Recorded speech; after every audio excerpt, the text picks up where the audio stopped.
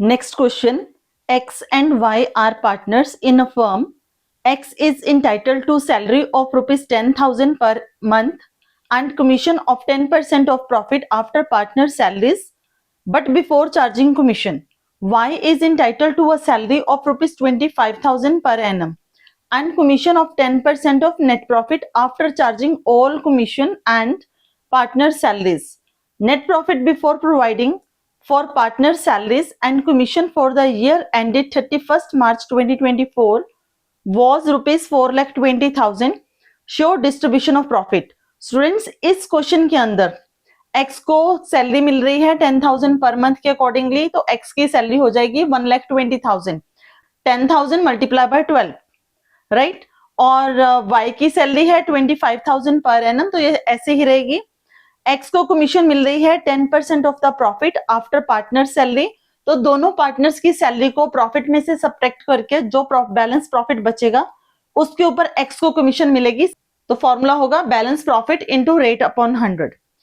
But जब Y को commission देनी है तो वो है after salaries and all commissions, मतलब एक्स की कमीशन और वाई की कमीशन दोनों के बाद का 10% है.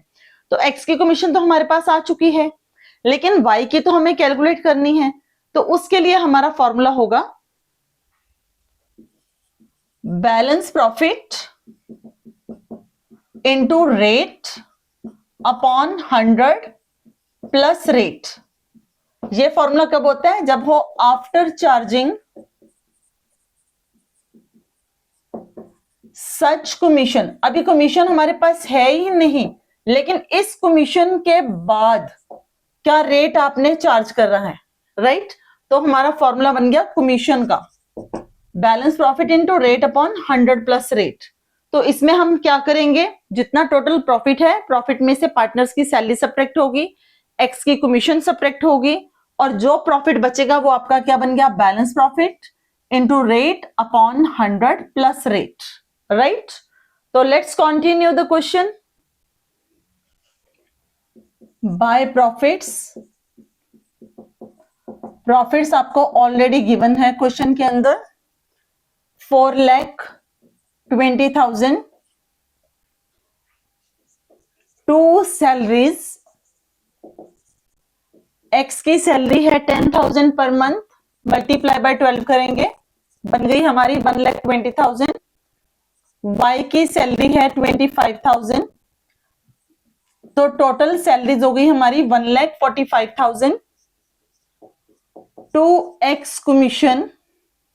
एक्स की कमीशन थी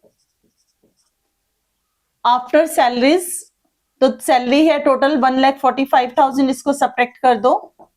हमारे पास प्रॉफिट्स बचेंगे 2,75,000. इसके ऊपर हमें एक्स की कमीशन लगानी है रेट अपॉन 100, क्योंकि इसने बोला है after salaries before x commission. तो एक्स की कमीशन आ जाएगी 27,500. अब हमें निकालना है वाई की कमीशन को.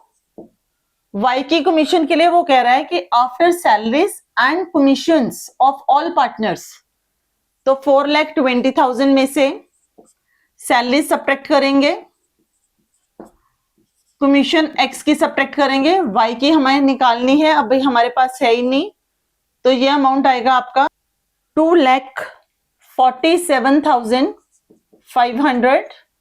इसके ऊपर हम फॉर्मूला लगाएंगे balance profit into rate. Rate है हमारा 10% अपॉन 100 प्लस रेट.